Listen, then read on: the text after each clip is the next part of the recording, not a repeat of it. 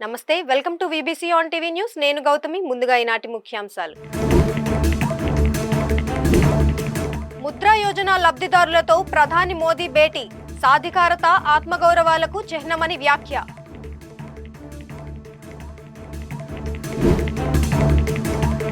Wooden వంతెనను ప్రారంభించిన deputy CM ముగిసిన మన్యం పర్యటన తిరుగు ప్రయాణమైన పవన్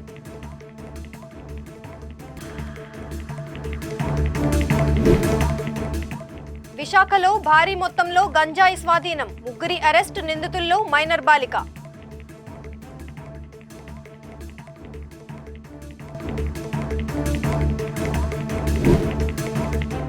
బాలుడి మృతి పట్ల విశాఖ ఎమ్మెల్యే దిగ్భ్రాంతి విశ్వనాథ్ అక్వా వరల్డ్ పై చర్యలకు డిమాండ్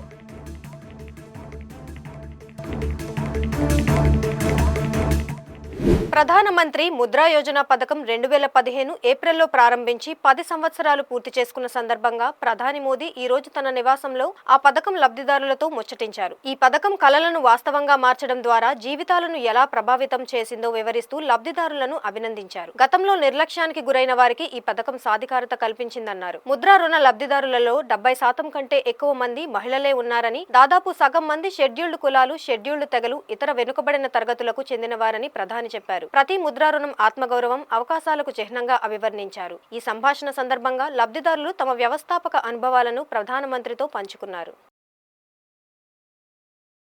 मेरा मकसद यही है कि मेरे देश का सामान्य नागरिक वो इतना विश्वास से भरा हुआ हो। मुसीबतें होती है, हर एक को होती है, जिंदगी में कठिनाइयां होती है, लेकिन अगर मौका मिले तो कठिनाइयों को परास्त कर करके जीवन को आगे बढ़ाना, और मुद्रा योजना ने यही काम किया है। हमारे देश में बहुत कम लोग हैं जिनको इन चीजों की समझ है कि साइलेंटली कैसे रिवॉल्यूशन हो रहा है। ये बहुत बड़ा साइलेंट रिवॉल्यूशन है सर। मैं और लोगों को भी कोशिश करती हूँ मुद्रा योजना के बारे में बताने, औरों को समझाना चाहिए। बिल्कुल सर। देखिए, हमारे यहाँ जब हम छोटे थे तो सुनते थे कि उत्तम खेती, मध्यम व्यापार और कनिष्ठ नौकरी, ऐसा सुनते थे। नौकरी को आखिरी गिनते थे। धीरे धीरे समाज की मनस्थिति ऐसी बदल गई कि नौकरी सबसे पहला काम भाई कहीं मिल जाए, बस सेटल हो जाए, जिंदगी की श्योरिटी हो जाती है। व्यापार मध्यम ही रहा और लोग यहाँ तक पहुंच गए, खेती तो सबसे आखिर में। इतना ही नहीं, किसान भी क्या करता है, अगर उसके 3 बेटे हैं तो एक को कहते हैं भाई तू खेती संभालना, 2 को कहते हैं तुम जाओ भाई कहीं रोजी रोटी कमाओ। ये अब आपको ये जो मध्यम वाला विषय है कि व्यापार को हमेशा मध्यम माना गया है, लेकिन आज भारत का युवा, उसके पास जो एंटरप्रेन्योर स्किल है, अगर उसको हैंड होल्डिंग हो जाए, थोड़ी उसको मदद मिल जाए तो बहुत बड़े परिणाम लाता है। और इस मुद्रा योजना में किसी सरकार के लिए भी ये आंख खोलने वाला विषय है। ये सबसे ज्यादा महिलाएं आगे आई हैं, सबसे ज्यादा लोन के लिए अप्लाई करने वाली महिला है, सबसे ज्यादा लोन प्राप्त करने वाली महिला है, और सबसे जल्दी रिपेमेंट करने वाली भी महिलाएं हैं। यानी ये एक नया क्षेत्र, और भारत, विकसित भारत के लिए जो संभावना है ना, वो इस शक्ति में पड़ी हुई है, वो दिखाई दे रहा है। और इसलिए मैं समझता हूं कि हमें एक वातावरण बनाना चाहिए। आप जैसे लोग जो सफल हुए हैं, आपको पता है, अब आपको किसी पॉलिटिशियन की चिट्ठी की जरूरत नहीं पड़ी होगी, किसी एमएलए एमपी के घर पे चक्कर नहीं काटना पड़ा होगा, आपको, मेरा विश्वास है, किसी को 1 रुपया भी देना नहीं पड़ा होगा, और बिना गारंटी को आपको पैसा मिलना, और एक बार पैसा आए तो उसका सदुपयोग करना, ये अपने आप में आपके जीवन में भी एक डिसिप्लिन ले आता है। वरना किसी को लगेगा यार ले लिया है, चलो अब दूसरे शहर में चले जाए, कहाँ ढूंढता रहेगा वो बैंक वाला। ये जीवन को बनाने का एक अवसर देता है। और मैं चाहता हूं कि मेरे देश के नौजवान ज्यादा से ज्यादा इस क्षेत्र में आए। आप देखिए 33 लाख करोड़ रुपया ये देश के लोगों को बिना गारंटी दे दिए गए हैं। आप अखबार में तो पढ़ते हो अमीरों की सरकार है, हैं? सभी अमीरों का टोटल लगा दोगे तो भी 33 लाख नहीं मिला होगा उनको। मेरे देश के सामान्य मानवी को 33 लाख करोड़ रुपया आपके हाथ में दिए है ना, आप जैसे देश के होनहार युवा युवतियों को दिए गए हैं। ఉప ముఖ్యమంత్రి పవన్ కళ్యాణ్ అల్లూరు జిల్లా సుంకరమెట్ట కాఫీ తోటల వద్ద వుడెన్ వాక్ వంతెనను ప్రారంభించారు. మన్యం పర్యటనను ముగించుకొని రోడ్డు మార్గంలో విశాఖ ఎయిర్పోర్టుకు వెళుతుండగా మార్గం మధ్యలో కాఫీ తోటల వద్ద బ్రిడ్జిని ప్రారంభించారు. వుడెన్ బ్రిడ్జి మీద అధికారులతో కలిసి కొద్దిసేపు గడిపారు. వుడెన్ వాక్ బ్రిడ్జి రూపొందించిన తీరుపై అటవీ అధికారులకు, ఆర్కిటెక్టులకు అభినందనలు తెలియజేశారు. ఈ వంతెన పర్యాటకులనే కాకుండా స్థానికులను కూడా అమితంగా ఆకట్టుకుంటోందని పవన్ కళ్యాణ్ అన్నారు. అంతకుముందు ఆయన Andhra Pradesh forest development corporation chairman RV Sujaya Krishna రంగారావుతో కలిసి కాఫీ తోటల్లో మొక్కలు నాటారు. అనంతరం కాఫీ తోటల మధ్య ఉన్న ఆ వంతెనపై కెనోపీ వాక్ ప్రారంభించారు. వుడెన్ బ్రిడ్జ్ పై నడుస్తూ ఆద్యంతం కాఫీ తోటల వివరాలను అటవీ శాఖ అధికారులను అడిగి తెలుసుకున్నారు. అనంతరం పవన్ కళ్యాణ్ విశాఖకు బయలుదేరారు. దువ్వాడ పోలీసులు అగనంపూడి టోల్ ప్లాజా వద్ద 4 లక్షలు విలువ చేసే 112 కేజీల గంజాయిని పట్టుకున్నారని south sub division ACP Trinath తెలిపారు. దువ్వాడ పోలీస్ స్టేషన్ లో జరిగిన విలేకరుల సమావేశంలో ఏసీపీ త్రినాథ్ మాట్లాడుతూ పక్కా సమాచారం మేరకు టాస్క్ ఫోర్స్ సహాయంతో టోల్ ప్లాజా వద్ద వాహనాలను తనిఖీ చేస్తుండగా గంజాయి బయటపడిందన్నారు. ఈ ఘటనలో 3 అరెస్ట్ చేసి కేసు నమోదు చేశామని తెలిపారు. జీ మాడుగులకి చెందిన తుమ్మిడి హనుమాన్, భూషణ్ బాల్ దినకర్ తో పాటు ఒక మైనర్ బాలికను అదుపులోకి తీసుకున్నట్టు ఏసీపీ వెల్లడించారు. నిందితుల వద్ద నుండి ఒక ఆటోతో పాటు ఒక పల్సర్ బైక్ స్వాధీనం చేసుకున్నామని వివరించారు. ఈ సమావేశంలో సిఐ మల్లేశ్వరరావు తదితరులు పాల్గొన్నారు. మన రాష్ట్ర ప్రభుత్వం ప్రతిష్టాత్మకంగా ఈ ఆంధ్రప్రదేశ్లో గంజాయి నిర్మూలించాలనే ఒక దృఢ సంకల్పంతో దానిలో భాగంగా respected DGP sir and CP గారు ఉత్తర్వుల మేరకు నిన్న దువ్వాడ సిఐ గారు అలాగే టాస్క్ ఫోర్స్ వారికి వచ్చిన సమాచారం మేరకు టోల్ ప్లాజా దగ్గర వెహికల్ చెకింగ్ నిర్వహించడం జరిగింది. దానిలో భాగంగా ఒక 3 వ్యక్తులు కిముడి హనుమాన్, బోసరి పాల్ దినకర్, ఒక మైనర్ బాలిక ఒక గంజాయి తీసుకొని వస్తుంటే వారి వద్ద నుండి 112 కేజీలు గంజాయి, ఒక పల్సర్ బైక్, 2 మొబైల్స్ సీజ్ చేయడం జరిగింది. ఈ గంజాయి ఎక్కడిదని ఎంక్వైరీ చేయగా అఖిల్ అనే వ్యక్తి జీమాడుగు నుండి తీసుకొచ్చి వాళ్ళకి అమ్మినట్టు చెప్తున్నారు. అయితే ఈ గంజాయిని బెంగళూరు తీసుకెళ్లాలనే ఆలోచనతో వాళ్ళు తీసుకెళ్తుంటే మార్గ మధ్యంలో మనకు సమాచారంతో ఇది పట్టుకోవడం జరిగింది. ఇంకా దీని తాలూగా మూలాలు ఎక్కడెక్కడ ఉన్నాయనేది కూడా ఎంక్వైరీలో జరిగింది. వీళ్ళు ప్రీవియస్ కేసెస్ ఉన్నాయో లేవనేది ఎంక్వైరీ చేయడం జరిగింది. దాంట్లో సీసీటీవీఎస్ అదర్ సిస్టమ్స్లో వెరిఫై చేస్తే వీళ్ళకి మొదటిసారి కేసు, ఇంతకుముందు కేసులు లేవు. ఇదే తొలి కేసు. దీని కాస్ట్ సుమారు 4 లక్షల నుండి 4.5 లక్షల వరకు దీని విలువ ఉంటుందని తెలుస్తుంది మనకు. 112 కేజీలు ఆటోలో తీసుకొస్తుంటే పట్టుకోవడం జరిగింది. ఆటోను కూడా సీజ్ చేయడం జరిగింది. ఒక పల్సర్ బైక్ కూడా ఫాలో అవుతుంటే పల్సర్ బైక్ని కూడా పట్టుకోవడం జరిగింది. వాళ్ళ దగ్గర నుండి 2 మొబైల్స్ కూడా సీజ్ చేయడం జరిగింది. విశాఖ పోర్ట్ స్టేడియంలోని విశ్వనాథ్ ఆక్వా వరల్డ్లో 7 ఏళ్ల బాలుడు రిషిత్ నీటిలోకి దిగి మృతి చెందడం పట్ల విశాఖ ఉత్తర ఎమ్మెల్యే విష్ణుకుమార్ రాజు దిగ్భ్రాంతి వ్యక్తం చేశారు. దీనికి విశ్వనాథ్ స్పోర్ట్స్ క్లబ్ నిర్లక్ష్యమే పూర్తి కారణమని ఆరోపించారు. కేవలం లాభాపేక్ష తప్ప భద్రతా ప్రమాణాలు ఏమాత్రం పాటించడం లేదని, నిర్వాహకులపై చట్టపరంగా చర్యలు తీసుకోవాలని ప్రభుత్వాన్ని డిమాండ్ చేశారు. విశాఖలోని అక్కేపలం జాతీయ రహదారికి సమీపంలో విశాఖ పోర్టు స్టేడియం ఇది. గత వైసీపీ ప్రభుత్వ హయాంలో విశ్వనాథ్ స్పోర్ట్స్ క్లబ్ వారికి సుదీర్ఘ కాలానికి లీజుకిచ్చేశారు. ఇక్కడ వినోదం పేరుతో వివిధ రకాల పరికరాలను, క్రీడా ప్రాంగణాలను ఏర్పాటు చేసి వాటి నుంచి టికెట్ల రూపంలో భారీగా వసూలు చేస్తున్నారనే ఆరోపణలు ఉన్నాయి. పిల్లల్ని, పెద్దల్ని ఆకర్షించడానికి చేసిన ఏర్పాట్లకు తగినట్లుగా భద్రతా ప్రమాణాలు లేవని రిషిత్ మృతితో వెల్లడైంది. స్థానిక ఎమ్మెల్యే విష్ణుకుమార్ రాజు ఘటనా స్థలానికి వెళ్లి వాస్తవ పరిస్థితులను గమనించారు. నేలలోకి దిగి ఇటువంటి ప్రమాదకర ప్రదేశంలోకి పిల్లల్ని ఎలా అనుమతించారంటూ ఆశ్చర్యం వ్యక్తం చేశారు. పోర్టు యాజమాన్యం యాజమాన్యం అలాగే జిల్లా కలెక్టర్ జోక్యం చేసుకుని వెంటనే నిర్వహణ లైసెన్స్ ను రద్దు చేయాలని డిమాండ్ చేశారు. పర్యాటకంగా ఎంతో ప్రాముఖ్యత కలిగిన విశాఖలో ఇటువంటి దుర్ఘటనలు జరగకుండా అరికట్టాల్సిన అవసరం ఎంతైనా ఉందన్నారు. ఎమ్మెల్యే అంతకుముందు కేజీహెచ్ మార్చురీకి వెళ్లి బాలుడి కుటుంబ సభ్యులను పరామర్శించారు. విశ్వనాథ్ స్పోర్ట్స్ కాంప్లెక్స్లో ఏదైతే వాటర్ వేవ్స్ పూల్లో ఉన్నామో ఇక్కడే నిన్న రాత్రి 7 గంటలకి 6 గంటల తర్వాత దురదృష్టవశాత్తు రిషిత్ అనే 8 సంవత్సరాల అబ్బాయి, 3 అడుగులు ఎత్తున్న అబ్బాయి, సెకండ్ స్టాండర్డ్ చదువుతున్నాడు, మా నార్త్ నియోజకవర్గంలో ఉన్న అబ్బాయి, అబ్బాయి చనిపోవటం జరిగింది. చాలా బాధాకరమైన విషయం. దీన్ని చనిపోవటానికి కారణము పూర్తిగా ఈ మేనేజ్మెంట్ తాలూకా నిర్లక్ష్యం. ఎక్కడా కూడా ఇక్కడ సీసీ కెమెరాస్ లేవు.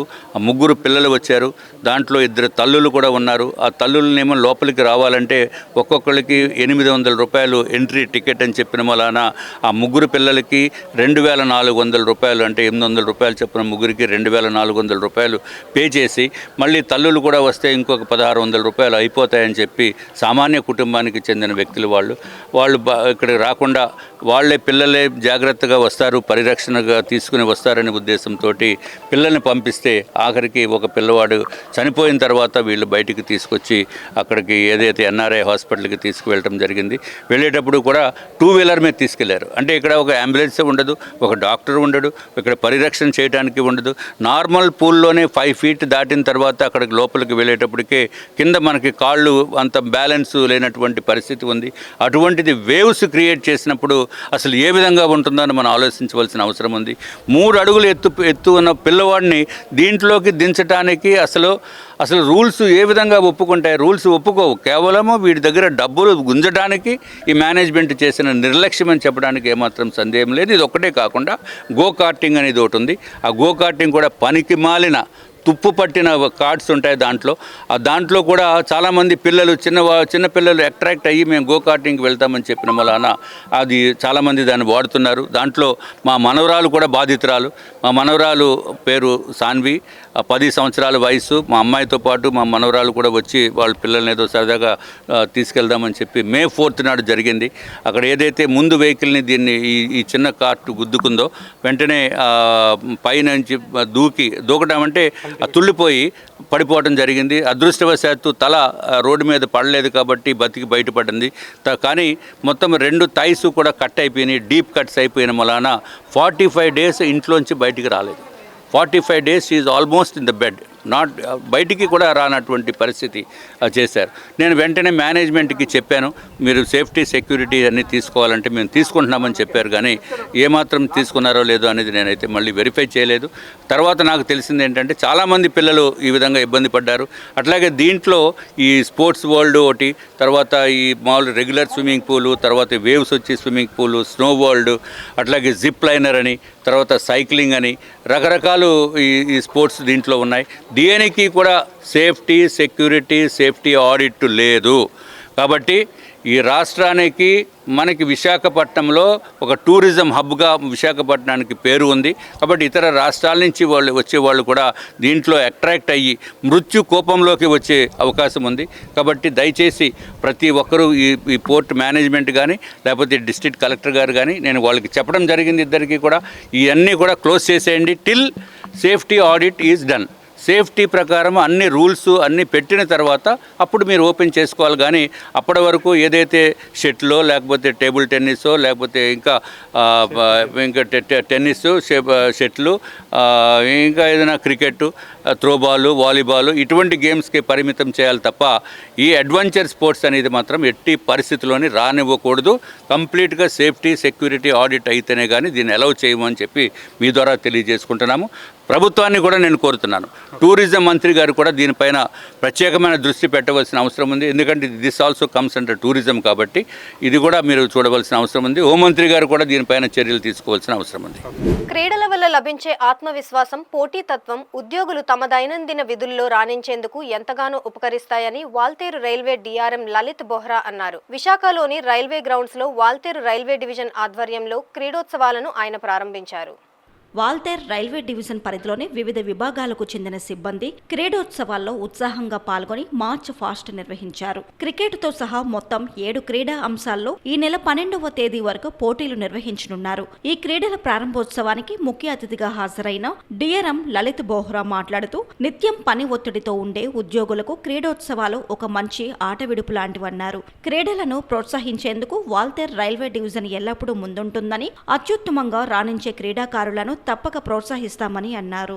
ఈ క్రీడోత్సవాలలో పురుషులతో పాటు అధిక సంఖ్యలో మహిళా ఉద్యోగులు కూడా పాల్గొని క్రీడా స్ఫూర్తిని చాటుకున్నారు. Followed by Signal and Telecom Department, we are having the topmost international players in this roller coaster and all the weightlifters. K. Kumar, Anil. Followed by RTF Department, we are having good players, goal section, doctors Arun. Followed by Personal Department, leading by Mr. Y. Yugandhar, international boxer, and 3. Venkateswara Garu is also himself participating. APO sir, thank you sir for participating. Rangal Rao, Star of India. Appal Raju, international. Venkatramana, national champion. Krishnam Raju, international player. Followed by Rajanna from Operating Department. Varaprasad is leading the operation. Tirumala Shri Venkateswara స్వామి వారిని ఈ రోజు మాజీ cricketer Ravi Sastry, ప్రముఖ సినీ నటి రంభ వేరువేరుగా దర్శించుకున్నారు. ఆలయ అధికారులు వీరికి ఘనంగా స్వాగతం పలికి దర్శనం ఏర్పాట్లు చేశారు. దర్శనం అనంతరం రంగనాయక మండపంలో వేద పండితులు వీరికి ఆశీర్వచనాలు అందజేయగా ఆలయ అధికారులు తీర్థప్రసాదాలను అందజేశారు.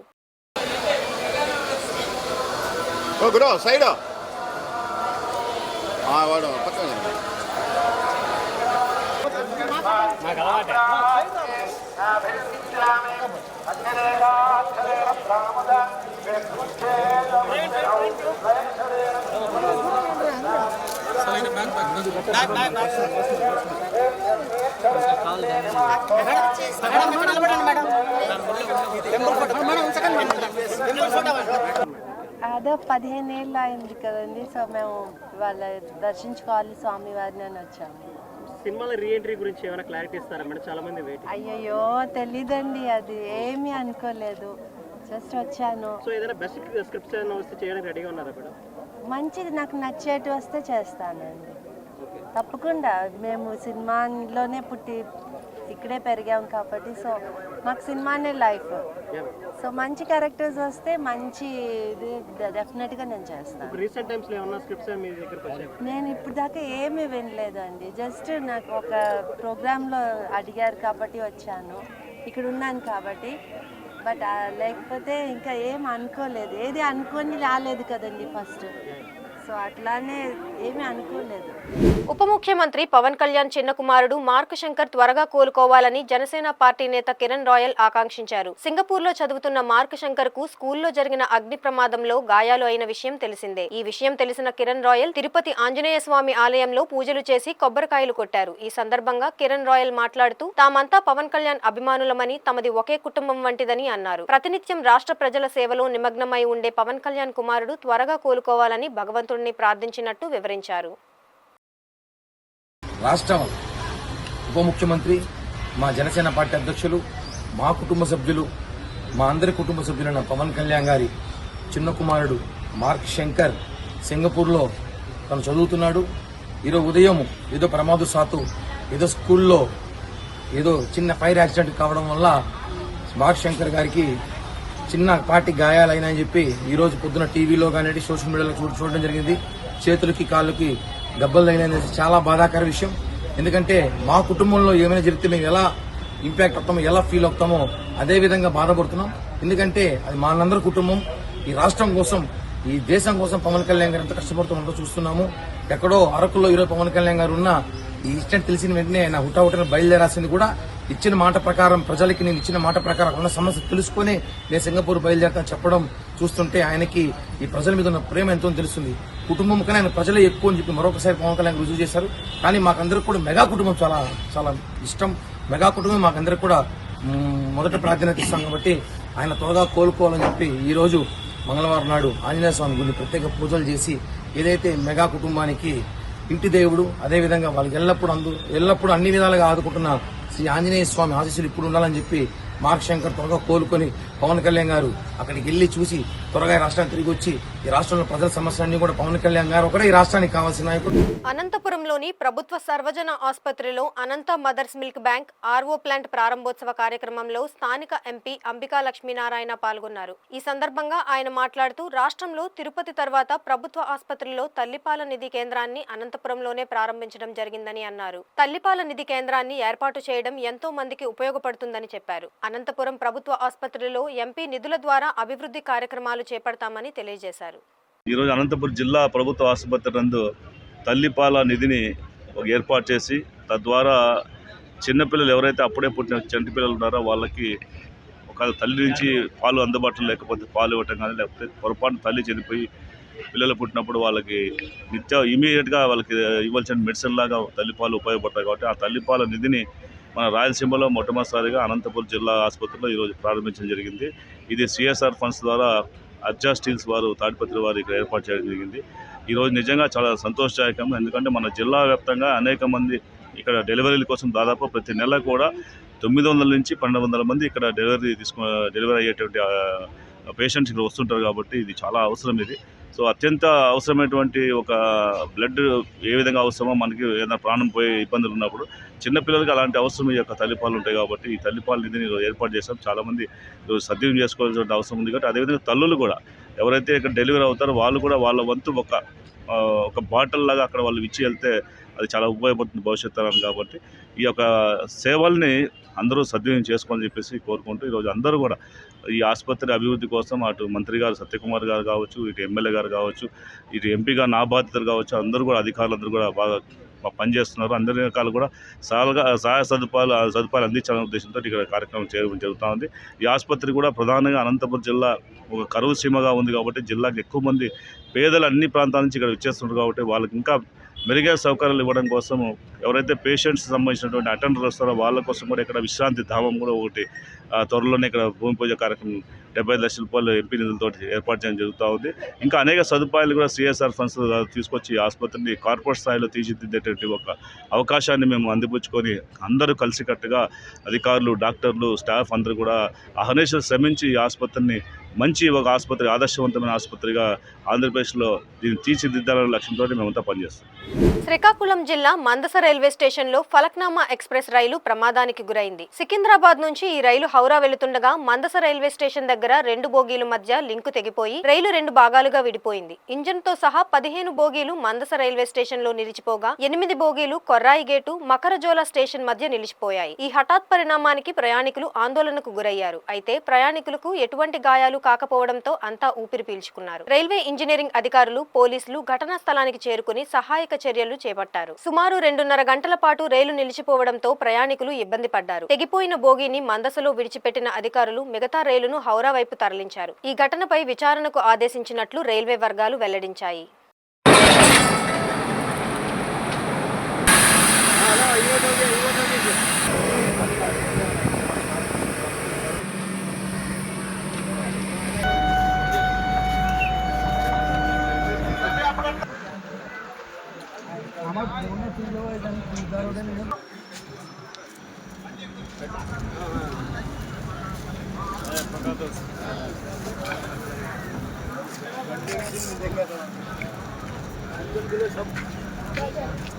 अरे आए ना कोच से थोड़ा बात की कोई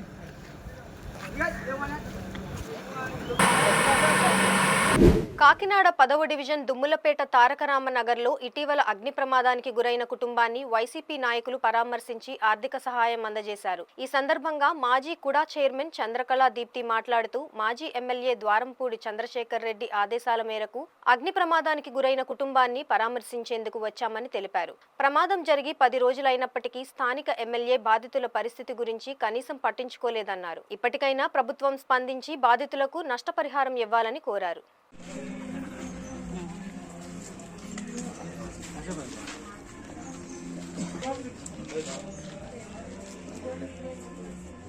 అందరికీ నమస్కారం.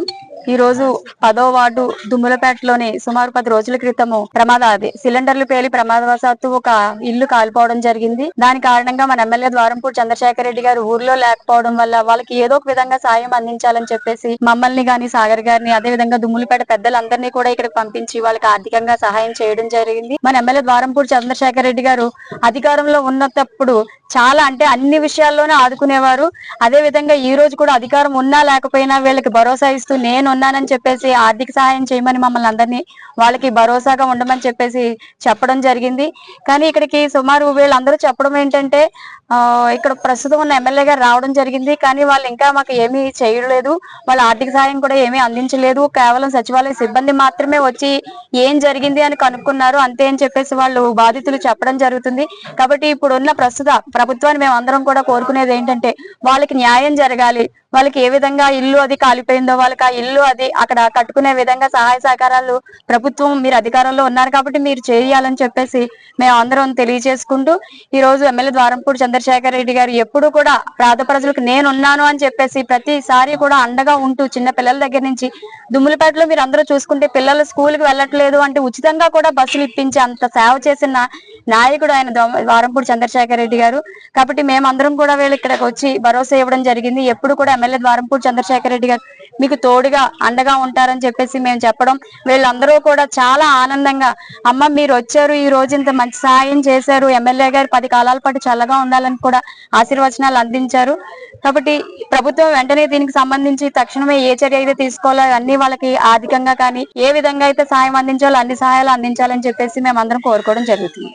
వైసీపీ నాయకులు సుంకర విద్యాసాగర్ మాట్లాడుతూ అగ్ని ప్రమాదానికి గురైన కుటుంబానికి ప్రభుత్వం నుండి ఎటువంటి సహాయం అందలేదని, స్థానిక నాయకులు కార్యకర్తల ద్వారా మాజీ శాసనసభ్యులు ద్వారంపూడి చంద్రశేఖర్ రెడ్డి దృష్టికి వచ్చిందని తెలిపారు. సమయానికి ఆయన అందుబాటులో లేకపోవడంతో తమను పంపించి బాధిత కుటుంబానికి అండగా ఉండమని చెప్పారన్నారు. బాధితులకు భరోసా కల్పించి ఆర్థిక సహాయం చేశామని ఆయన తెలిపారు. ప్రభుత్వం బాధిత కుటుంబాన్ని ఆదుకొని వారికి అండగా నిలబడాలని తెలిపారు. ఈ కార్యక్రమంలో వైసీపీ నాయకులు కార్యకర్తలు తదితరులు పాల్గొన్నారు.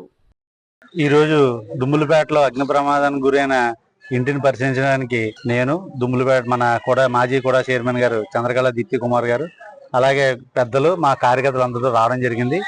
ఈ సంఘటన జరిగి ఆల్రెడీ ఇప్పుడు 10 రోజులు అయింది. 10 రోజులు బట్టి కూడా ప్రభుత్వం తరఫున ఈ అగ్ని ప్రమాదం జరిగిన వాళ్ళకి ఎటువంటి సహాయ సహకారాలు కానీ అట్లీస్ట్ తినడానికి కానీ ఉండడానికి కానీ ఎటువంటి సదుపాయాలు కానీ అరేంజ్ చేయలేదని చెప్పి మా దుమ్ములపేట పెద్దలు ద్వారంపూడి చంద్రశేఖర్ రెడ్డి గారి దృష్టి తీసుకెళ్ళడం జరిగింది. అయితే ఇప్పుడు కూడా పేద ప్రజలకు కష్టం ఉందంటే ముందుండే మా ద్వారంపూడి చంద్రశేఖర్ రెడ్డి గారు ఆయనకున్న పర్సనల్ పనులు ఉన్న వాళ్ళ వేరే ఊర్లో ఉన్న దీప్తి గారిని అలాగే మమ్మల్ని మా నాయకులందరినీ ఈ రోజు వెళ్ళి వాళ్ళని పరామర్శించి వాళ్ళకి ధైర్యం చెప్పి వాళ్ళు ప్రస్తుతం బతకడానికి సంబంధించి ఎంతో కొంత సాయం చేయమని చెప్పారు. ఆ రకంగానే ఈ రోజు వచ్చి వాళ్ళకి ఆర్థికంగా కొంచెం సాయం చేయడం జరిగింది.